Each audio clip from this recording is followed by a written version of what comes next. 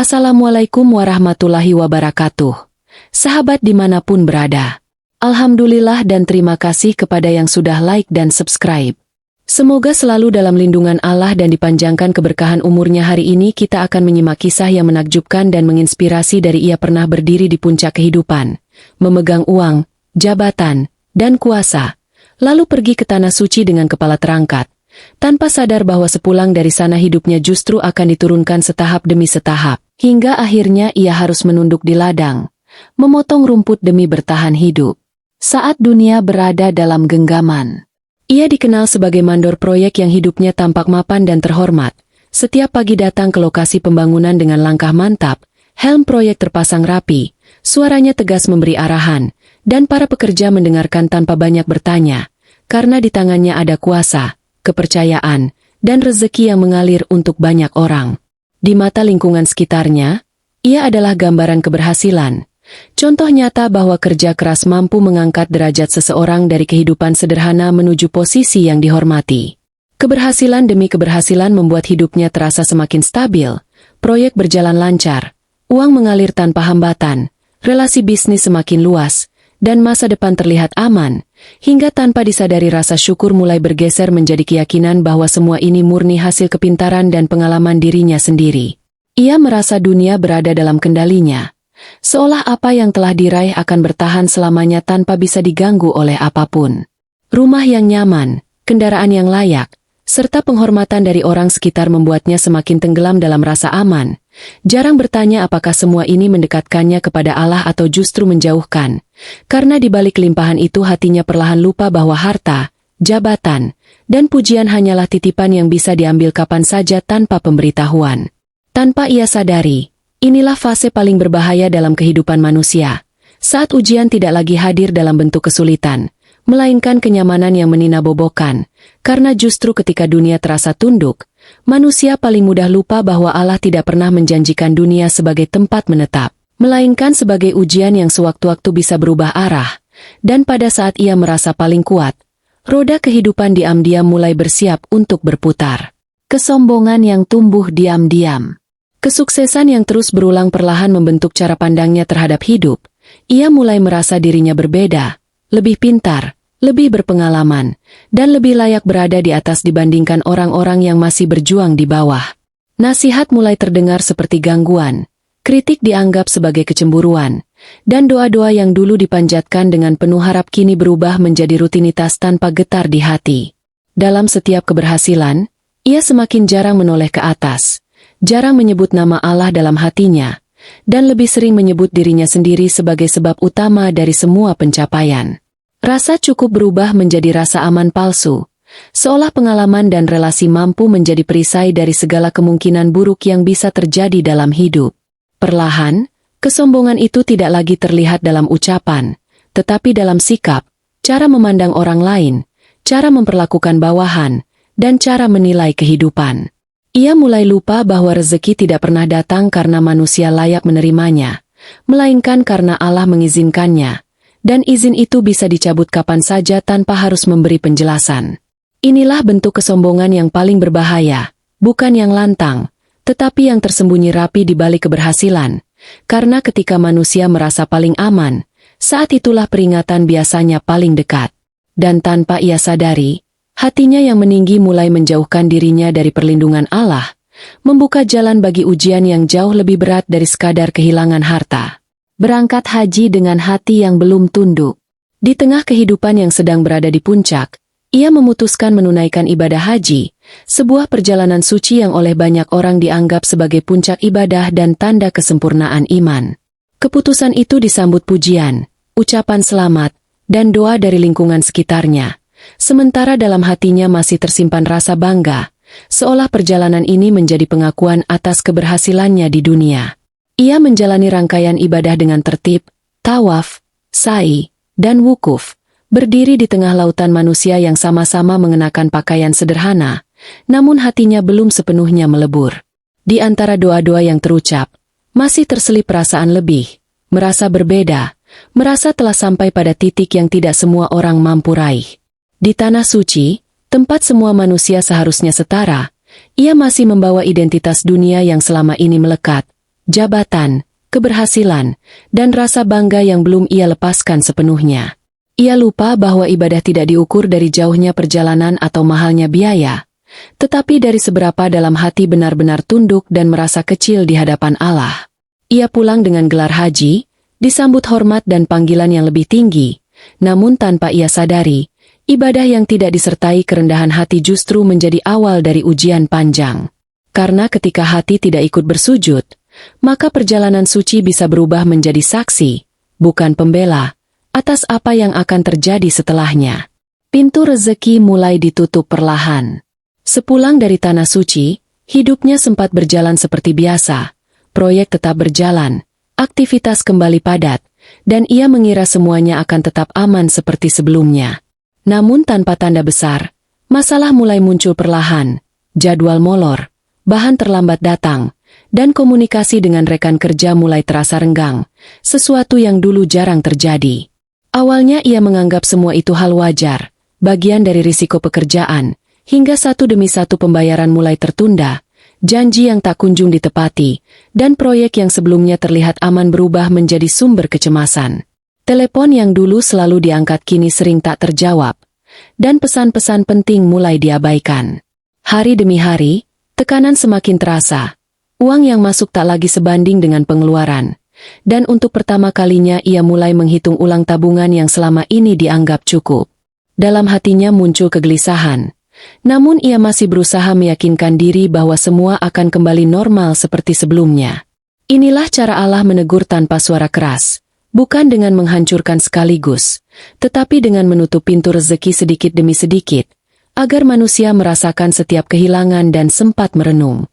Dan tanpa ia sadari, fase ini bukan akhir, melainkan awal dari kejatuhan yang jauh lebih dalam.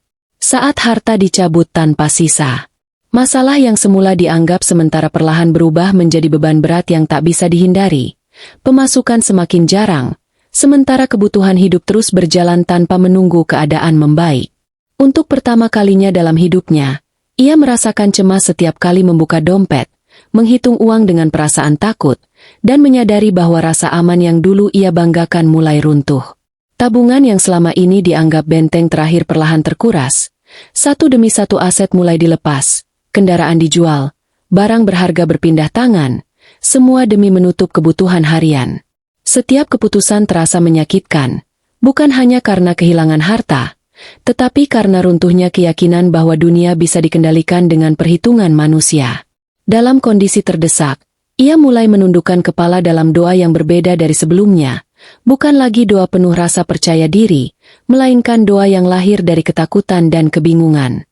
Namun doa-doa itu terasa kering, seolah hatinya masih berjuang menerima kenyataan bahwa semua yang dicabut ini bukan kebetulan, melainkan bagian dari teguran yang telah lama tertunda. Ketika harta hampir habis dan pegangan dunia lenyap, barulah ia mulai merasakan betapa lemahnya manusia tanpa pertolongan Allah. Karena pada titik inilah kesombongan tidak lagi bisa disembunyikan, dan kenyataan memaksa dirinya untuk menghadapi satu pertanyaan yang tak pernah ingin ia jawab sebelumnya. Apakah selama ini ia benar-benar bersandar kepada Allah, atau hanya kepada dunia yang kini telah berpaling? Dari mandor proyek menjadi wong ngarit. Ketika semua pintu pekerjaan yang biasa ia kenal tertutup, dan tidak ada lagi panggilan proyek maupun tawaran kerja yang datang, ia dihadapkan pada pilihan paling berat dalam hidupnya, antara mempertahankan gengsi atau mempertahankan hidup. Hari-hari berlalu dengan kegelisahan, hingga akhirnya ia sadar bahwa perut tidak bisa diajak berdebat dengan harga diri. Keputusan itu pun diambil dengan hati yang berat. Ia mulai menerima pekerjaan apa saja yang tersedia, hingga suatu pagi ia berdiri di tepi sawah dengan sabit di tangan, melakukan pekerjaan yang dulu tak pernah terlintas dalam pikirannya. Dari memberi perintah kini ia menunduk. Dari mengenakan helm proyek kini berganti caping, dari berdiri tegak kini membungkuk di bawah terik matahari. Setiap ayunan sabit seakan mengikis sisa-sisa kesombongan yang pernah tumbuh. Keringat yang mengalir menjadi saksi betapa Allah Maha Kuasa membalikan keadaan manusia. Ia mulai memahami bahwa pekerjaan ini bukan sekadar cara bertahan hidup, tetapi juga cara Allah menurunkan derajatnya agar hati yang dulu meninggi kembali menyentuh tanah. Di tengah keheningan ladang dan suara angin yang menyapu rumput, ia mulai banyak diam dan merenung, menyadari bahwa kehilangan jabatan dan harta ternyata jauh lebih ringan dibanding kehilangan kerendahan hati. Disinilah ia mulai merasakan bahwa azab tidak selalu berupa kehancuran total. Terkadang cukup dengan menurunkan manusia ke posisi paling sederhana agar ia kembali mengenal siapa dirinya. Azab yang paling menyakitkan ada di dalam dada. Pekerjaan sebagai wong ngarit bukan hanya menguras tenaga, tetapi juga membuka luka yang selama ini tersembunyi, karena setiap hari ia harus berhadapan dengan pandangan orang-orang yang dulu pernah menghormatinya. Tatapan heran, bisikan pelan, dan rasa kasihan menjadi beban yang jauh lebih berat daripada panas matahari yang membakar punggungnya. Rasa malu perlahan menggerogoti batinnya. Ia mulai menghindari pertemuan, memilih jalan sepi, dan menundukkan kepala ketika berpapasan dengan orang-orang yang dulu memanggilnya dengan penuh hormat. Disinilah ia menyadari bahwa azab tidak selalu berupa kemiskinan, tetapi runtuhnya harga diri yang dulu dijaga dengan kesombongan. Setiap malam, penyesalan datang tanpa diundang, memutar ulang potongan masa lalu ketika ia terlalu percaya diri, terlalu merasa aman, dan terlalu sedikit bersujud dengan hati yang benar-benar rendah. Doa-doanya kini dipenuhi tangis dan jeda panjang, bukan lagi permintaan dunia, melainkan permohonan agar Allah tidak sepenuhnya berpaling darinya. Di titik ini, ia mulai memahami bahwa azab yang paling menyakitkan bukan kehilangan harta atau jabatan, melainkan ketika Allah membiarkan manusia merasakan sendiri akibat dari hatinya yang pernah meninggi. Karena rasa sakit di dada inilah yang perlahan memecahkan kesombongan, membuka pintu kesadaran, dan memaksa dirinya menatap ke dalam, tanpa bisa lagi bersembunyi di balik dunia. Kesadaran yang datang di titik paling rendah. Di tengah kehidupan yang serba terbatas, jauh dari hiruk-pikuk proyek dan pujian manusia, ia mulai lebih sering berdiam diri, mendengarkan suara hatinya sendiri. Kesunyian yang dulu ia hindari kini justru menjadi ruang tempat ia melihat ulang perjalanan hidupnya, menyadari bahwa semua yang terjadi bukanlah kebetulan, melainkan rangkaian teguran yang selama ini ia abaikan. Ia mulai memahami bahwa ibadah yang ia jalani selama ini lebih banyak berhenti di gerakan dan ucapan, belum sepenuhnya menyentuh sikap dan akhlak. Gelar haji yang ia sandang ternyata tidak mampu menjaga dirinya dari kejatuhan, karena tanpa kerendahan hati, ibadah justru menjadi saksi atas kelalaian, bukan pelindung dari azab. Dalam keterbatasan itulah, doa-doanya mulai berubah, bukan lagi meminta dikembalikan pada kejayaan lama, tetapi memohon agar hatinya diperbaiki terlebih dahulu. Ia mulai menyadari bahwa mungkin Allah tidak sedang menghukumnya, melainkan menyelamatkannya, dengan cara yang pahit namun jujur.